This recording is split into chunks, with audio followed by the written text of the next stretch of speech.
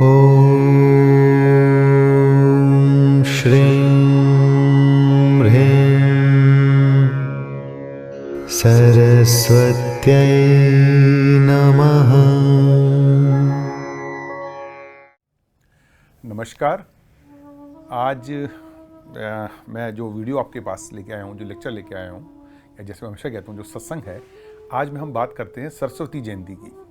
इसको सरस्वती जयंती भी कहते हैं, हम सरस्वती पूजन भी कहते हैं, सरस्वती का प्राकोत्सव भी कहते हैं कि आज के दिन सरस्वती माता इस धरती पे प्रकट हुई थी।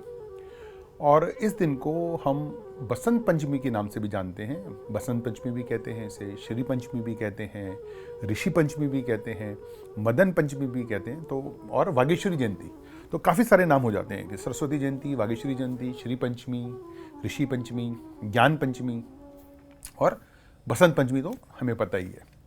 तो माघ जो महीना है, चांद्रमास है, माघ महीने की जो शुक्ल पक्ष की पंचमी होती है, इसे हम बसंत पंचमी कहते हैं। और इसी दिन मैंने आपसे कहा कि क्योंकि सरस्वती इस दिन धरती पे प्रकट हुई थी, तो इसलिए इसको सरस्वती जयंती भी कहते हैं। तो एक ही बात है, मतलब दो अलग अलग रेफरेंस है कि बसंत ऋतु का इसी दिन से प्रारंभ होता है, इसलिए इसको बसंत पंचमी कहा गया कि जो माघ महीने की शुक्ल पक्ष की पंचमी है, इस दिन से जो मैंने हमेशा कहा कि भारत ऋतुओं का देश है, तो जो सबसे बड़ी ऋतु, जो ऋतुराज है, ऋतुओं का जो राजा है, उसे बसंत कहा गया, बसंत ऋतु। तो बसंत ऋतु का प्रादुर्भाव, बसंत ऋतु का जो शुरुआत है, वो बसंत पंचमी से होती है। और ये मैंने कहा कि माघ महीना शुक्ल पक्ष पंचमी जो सन 2021 में 16 फरवरी को पड़ेगी। तो इस 16 फरवरी का दिन जो है वो हमारी बसंत पंचमी का है। इस दिन जैसे मैंने कहा कि जो सबसे मुख्य घटना जो इस दिन है वो है सरस्वती का अवतरण। तो पौराणिक कथा है कि जब ब्रह्मा जी ने सृष्टि बनाई, तो वो सृष्टि तो उन्होंने बनाई, पर वो सृष्टि में कोई जीवंतता नहीं थी, कोई शब्द नहीं था, कोई कोलाहल नहीं था, कोई ध्वनि नहीं थी, कोई संगीत नहीं था।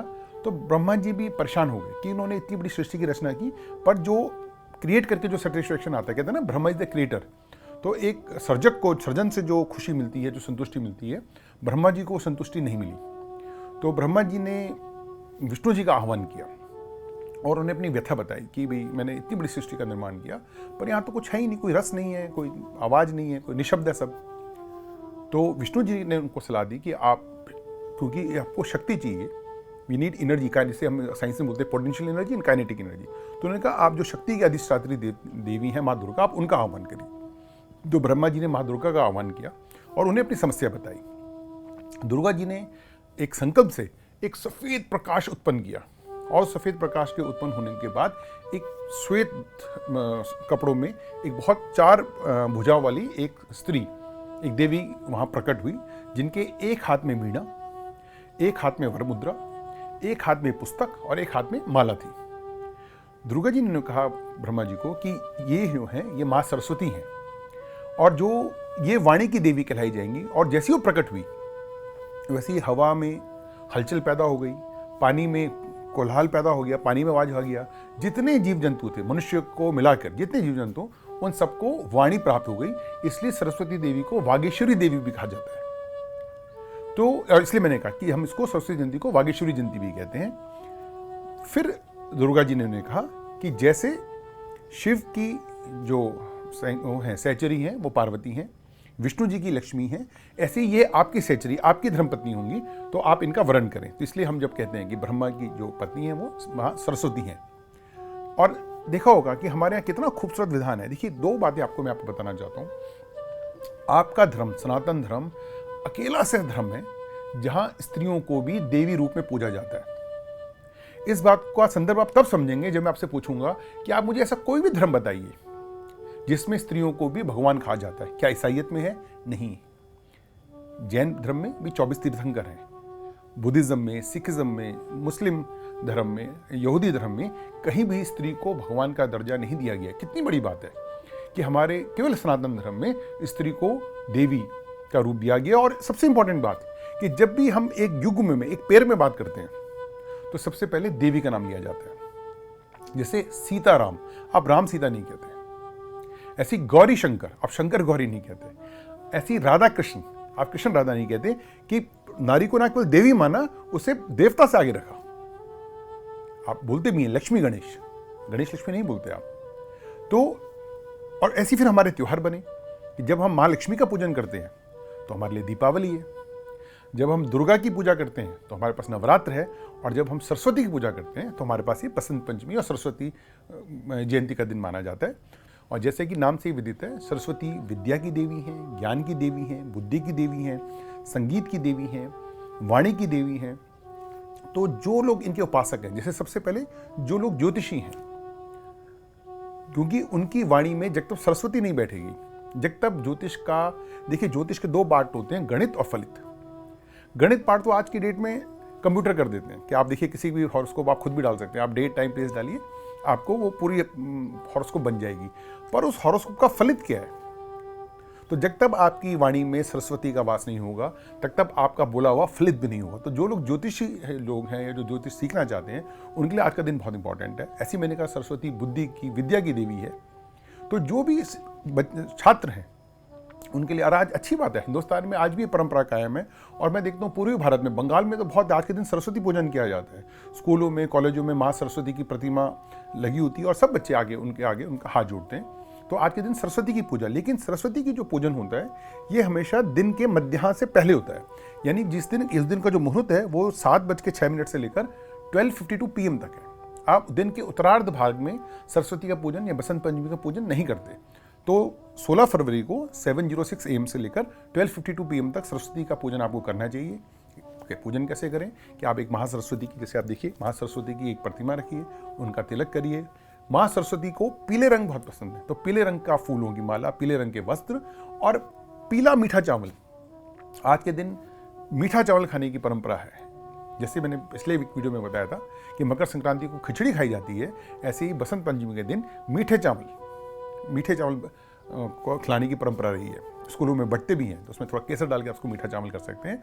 और छोटे बच्चे अपनी कागज, किताब, कलम माँ सरस्वती की मूर्ति के आगे रखते हैं। अगर आप म्यूजिक हैं, क्योंकि मैंने कहा कि वो संगीत की देवी भी हैं, माँ सरस्वती जो है उनके हाथ में ही वीणा है।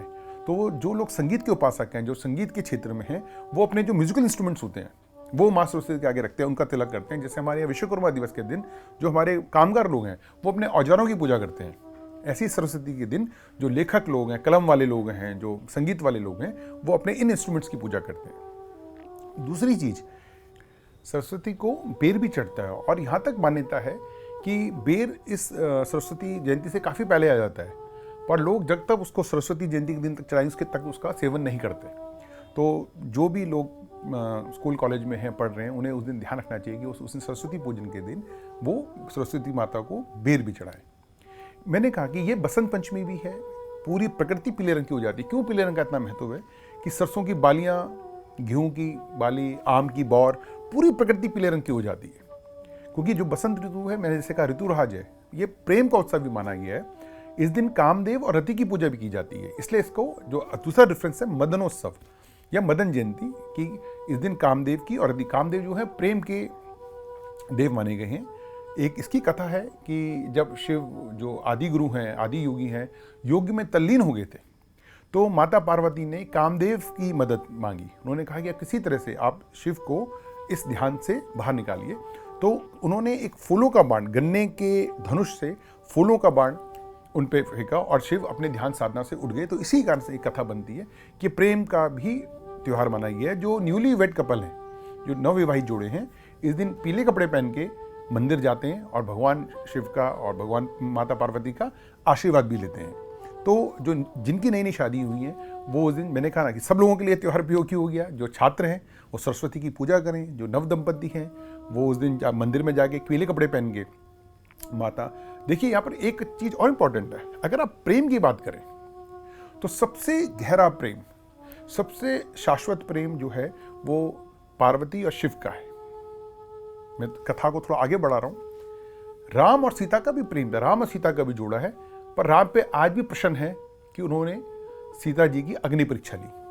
उन पे आज भी प्रश्न है कि उन्होंने एक धोबी के कहने पे गर्भवती सीता जी को जंगल में छोड़ दिया था। राम कई गुना आगे बढ़ चुके होते, या वहाँ शायद तभी कहते हैं गुरु का होना बहुत जरूरी है। अगर वहाँ पर राम के गुरु वशिष्ठ या राम के गुरु विश्वामित्र होते तो राम को कहते ठीक है, अगर आपको अग्नि परीक्षा लेनी है सीता की तो आप लीजिए, पर आप भी उस अग्नि परीक्षा में उतरिए। राम सीता का हाथ पकड़ते और दोनों अग्नि को पार कर जाते। तो लेकिन यहाँ पर राम चूक गए। ऐसे ही दूसरा प्रेम का जोड़ा आता है राधा कृष्ण पर। कथा यहाँ पर, क्वेश्चन यहाँ पर भी है कि राधा से उनका विवाह नहीं हुआ, विवाह उनका रुक्मिणी से हुआ। ऐसी ही तीसरा युगल बनता है लक्ष्मी गणेश। तो उसमें भी आपने देखा होगा कि जो विष्णु हैं वो नाग शयी में लेटे हुए हैं, शेष नाग पे लेटे हुए हैं, और जो माता लक्ष्मी है वो उनके पांव दबा रही है। केवल शिव पार्वती ही ऐसा जोड़ा है कि जहां शिव ने अपना आधा भाग उनको दिया है, इसलिए शिव को अर्धनारीश्वर भी कहा जाता है कि वो उनके बाम भाग में माता पार्वती है। कहीं उन्होंने ना उनकी अग्नि चली, जहां बिल्कुल बराबर का सम्मान दिया। इसलिए मैंने कहा जो नवविवाहित जोड़े हैं वो इस दिन माता पार्वती और भगवान शिव के अर्धनारीश्वर रूप की पूरा पूजा करें, ताकि उनके बीच में जो प्रेम है वो हमेशा ही बना रहे। ऐसी जैसे मैंने कहा कि बसंत पंचमी प्रेम का उत्सव है, इसके ठीक 40 दिन बाद होली मनाई जाती है। इनफैक्ट बहुत कम लोगों को पता होगा कि पहली बार होली का रंग इसी दिन, गुलाल इसी दिन उड़ाया जाता है। होली के जो गीत हैं वो इसी दिन से गाने शुरू हो जाते हैं, क्योंकि आज तो हम बहुत मटेरियलिस्टिक, बहुत फास्ट वर्ल्ड में हैं कि होली से एक दिन पहले नहीं पता चलता कि कल होली है। लेकिन पहले गांव देहात में, ग्रामीण अंचल में आज भी 40 दिन पहले से होली की तैयारी हो जाती है। जो होलिका दहन का जो दंड या खूंटा जो गाड़ा जाता है वो बसंत पंचमी के दिन ही गाड़ा जाता है, यानी आज से ही होली के त्यौहार की तैयारियां शुरू हो जाती हैं। तो इस कारण बसंत पंचमी मैंने कहा बहुत उपयोगी एक त्यौहार है हमारे लिए, क्योंकि इस दिन विद्यार्थियों के लिए, मैंने कहा जो भी लोग विद्यार्थी हैं, ज्योतिषी लोग हैं, जो भी लोग संगीत के क्षेत्र में हैं, उन्हें माता सरस्वती की आराधना करनी चाहिए। जो नव युगल हैं उन्हें शिव जी का और माता पार्वती के अर्धनारीश्वर रूप का, यहाँ पर ये दोनों बराबर बराबर हैं, वो दोनों एक दूसरे में समा गए हैं, इनकी पूजा करनी चाहिए। और जो अन्य गृहस्थ लोग हैं उन्हें इस दिन मीठे चावल का भोग लगाना चाहिए, पीले कपड़े पहनने चाहिए, पीले फूल भगवान को अर्पण करनी चाहिए। और इस तरह से आपके जीवन में उल्लास, आपके जीवन में संगीत, आपके जीवन में ज्ञान, आपके जीवन में श्री की जो कृपा है वो हमेशा बनी रहेगी। धन्यवाद।